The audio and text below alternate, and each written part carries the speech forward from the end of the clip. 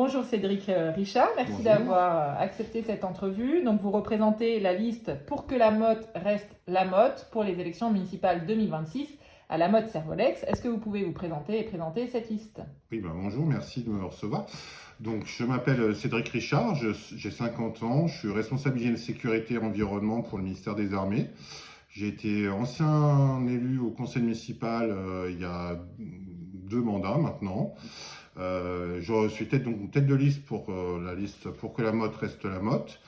Nos éléments fondamentaux dans la liste, c'est d'abord préserver le cadre de vie à la Motte Servolex, une meilleure sécurité publique du quotidien, et puis aussi être précautionneux de l'argent public. Et tout ça s'appuie aussi sur un programme sur la démocratie locale, mais je pense que c'est ce dont on va parler Parfait. aujourd'hui. Très bien, très bonne transition. Donc justement, qu'est-ce que vous avez prévu potentiellement de mettre en place pour que tout au long de votre mandat, les citoyens aient peut-être leur mot à dire sur la politique que vous menez, parce que en 6 ou 7 ans de mandat, il peut s'en passer des choses au-delà du programme que vous proposez. Oui, c'est une bonne question. Donc, nous, quand on a constitué notre liste, c'était à peu près il y a 1 an et demi, pour travailler un peu sur le programme, on avait interrogé les Motterins par le biais d'un sondage sur Google Forms. Donc, on a tracté dans à peu près 5000 boîtes. On a eu plus de 300 retours. On aurait même pu avoir plus de retours, mais certains éléments me faisaient comprendre que comme on ne savait pas qui posait les questions, certaines personnes n'ont pas répondu, et puis certains retours sont allés à la mairie. Ce qu'on a pu constater, c'est que quand même, les gens avaient beaucoup envie de s'exprimer. Donc on a pris en compte leurs réponses sur différents sujets qu'on abordait, et puis on a construit notre programme là-dessus. Alors sur la démocratie locale, je dirais qu'il y a il y a deux démocraties, hein. Il y a ce qu'on appelle la démocratie représentative, donc par le biais des élus, c'est l'objectif de l'élection municipale. Et puis il y a la démocratie directe. Donc, pour la partie démocratie représentative, nous, on veut, je dirais, revenir aux fondamentaux, c'est-à-dire à la responsabilité de l'élu. Globalement, il y a une problématique, on concerte la population, on prend son avis. Sur la base de cette concertation, on décide, on explique la décision sur des éléments factuels et on rend compte de l'avancée de cette décision. Alors pour la concertation, on peut l'avoir à plusieurs niveaux. Nous, ce qu'on a prévu, c'est un adjoint au hameau et au quartier, donc c'est-à-dire un adjoint au maire dédié qui se déplacera régulièrement dans les hameaux et les quartiers pour voir en direct avec la population quels sont nos problèmes et les régler. Donc il pourra être accompagné par un autre adjoint ou un autre élu selon la typologie du problème qui sera abordé, ou des personnels de la mairie.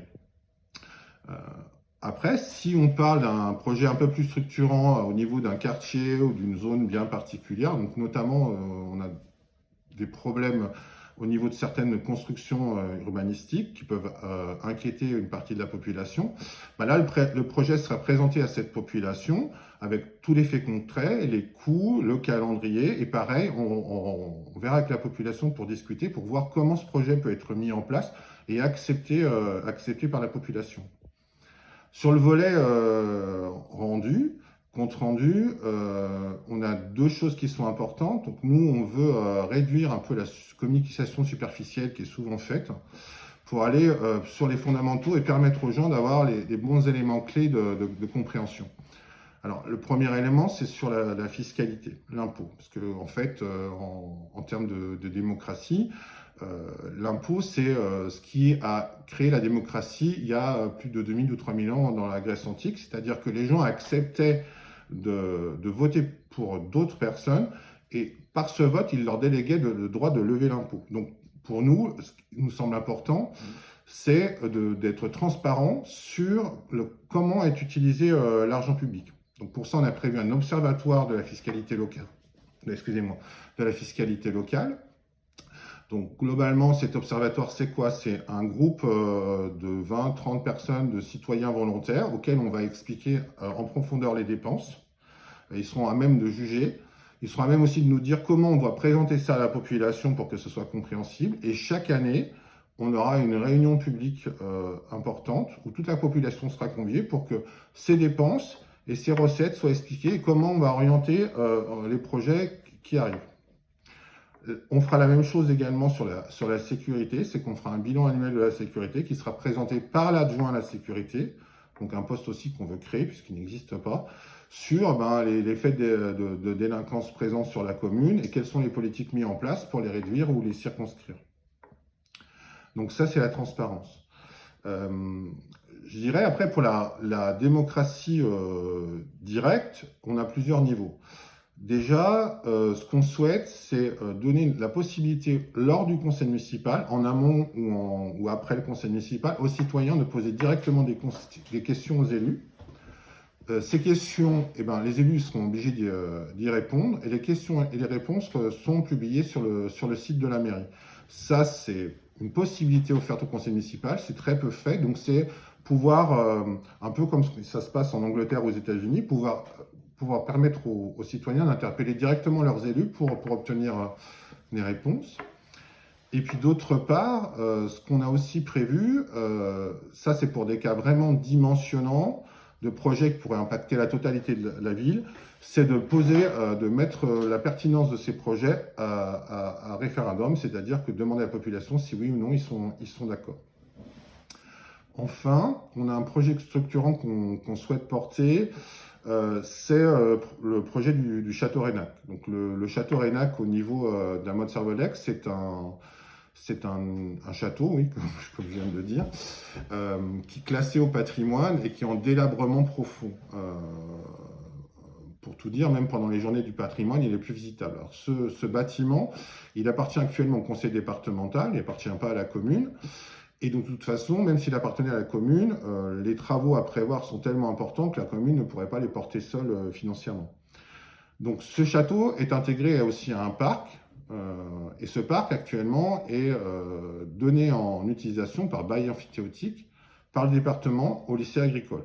Alors sans remettre en cause l'activité du lycée agricole, on souhaite voir avec le département et le lycée pour avoir une convention d'usage, permettre sur certains moments dans la semaine ou préférentiellement le week-end pour ne pas gêner le lycée, et sur des horaires définis, un accès de ce parc à la population. Dans ce parc, on souhaite y organiser certaines activités qui permettent d'attirer la population, mais au-delà même de la ville, pour faire découvrir ce parc et pouvoir attirer des partenaires qui nous permettraient à terme de rénover le château. La ville, elle ne serait pas porteur du projet financièrement, elle serait animateur pour chercher les partenaires et pour communiquer sur ce truc. Donc à ce niveau-là, nous, on veut consulter la population parce que, comme je vous l'ai dit dans notre sondage, on a eu un retour quasiment à 90% où les gens s'inquiétaient justement du devenir de ce château. Et donc nous, on veut inclure la population, donc les individus en eux-mêmes, mais les associations, la chambre de commerce, la chambre d'agriculture, enfin tous ceux qui pourraient avoir l'intérêt à la rénovation pour un projet qui serait sur la base d'une démocratie de projet, où on expliquerait clairement quels sont les tenants et les aboutissants, les possibilités financières, pas promettre tout et n'importe quoi. Et donc sur cette base-là, voilà, ce serait un de nos projets phares. Très bien. Et donc pour les consultations dont vous parliez, donc éventuellement soumettre au vote des décisions, ce serait donc sur la base d'une initiative municipale. Vous ne laissez pas les citoyens, sur la base d'un certain nombre de signatures recueillies en pourcentage du corps électoral, décider de soumettre au vote comme le font d'autres communes c'est pas quelque chose qu'on écarte, c'est pas quelque chose non plus qu'on a conceptualisé. La question, c'est premièrement combien de signatures, et puis là, parce que nous on est une ville de entre 12 et 13 000 habitants avec à peu près 8 500, 9 000 votants. Donc combien de signatures pour déclencher ce référendum, et puis après, une fois qu'il y a un référendum, combien de participation minimum il faudrait pour valider la décision. Donc ça, c'est pas quelque chose qu'on écarte, c'est pas quelque chose qu'on a forcément mis en avant. Donc déjà, on veut rénover cette démocratie représentative et puis proposer une démocratie directe sur les éléments que j'ai évoqués. Très bien, merci. Et le dernier point, donc c'était la question du parrainage. On en a parlé tout à l'heure, donc Monsieur Berthoud, le maire sortant, n'avait pas donné son parrainage, en tout cas au cours du dernier mandat. La plupart des maires d'ailleurs ne parrainent pas. Est-ce que, comme c'est un droit que n'ont pas les citoyens, et donc vous portez en quelque sorte ce droit-là, même si c'est une décision donc, du maire, pour le coup, pas pas de la liste. Est-ce que c'est un sujet pour lequel vous avez déjà discuté au sein de la liste? Et sinon, est-ce qu'on peut savoir à date comment vous pensez vous positionner sur ce sujet-là? Enfin, plutôt selon quels critères vous ferez votre choix le moment venu? Bah, écoutez, nous, pour vous dire la vérité, on est en pleine élection municipale, donc c'est pas vraiment le sujet du moment. Par contre, je vais pas esquiver votre question. Donc, euh, moi, c'est un acte purement institutionnel. Et c'est nécessaire quelque part parce que sans parrainage des maires, eh ben, il y a pas de candidat. Il faut permettre le pluralisme et les gens de s'expliquer, surtout quand ils portent un projet qui peut être important, qui a moins le mérite d'être entendu et débattu.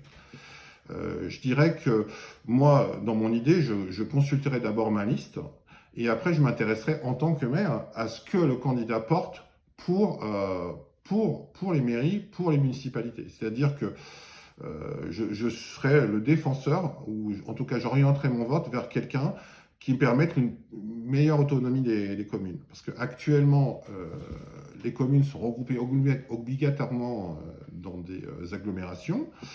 À la base, l'agglomération, ça peut être intéressant parce que c'est un outil qui permet de mutualiser certaines grandes politiques qu'une commune ne pourrait pas faire tout seul ou qui coûterait excessivement cher. Mais ça doit rester qu'un outil. Or, le problème, c'est que l'agglomération a tendance à prendre de plus en plus à sa charge les politiques. Le président de l'agglomération est élu par d'autres élus qui n'ont pas défini une politique par rapport à ça. Donc, en fin de compte, le citoyen est de plus en plus écarté de ses choix. Et donc, le pouvoir est donné à des gens qui n'ont pas, je ne veux pas dire pas de légitimité démocratique, ce sont des élus. Mais par contre, ils n'ont pas défendu un programme clair sur ce qu'ils souhaitent faire en tant que président ou vice-président de l'agglomération. Parfait, très bien, merci beaucoup. Merci à vous.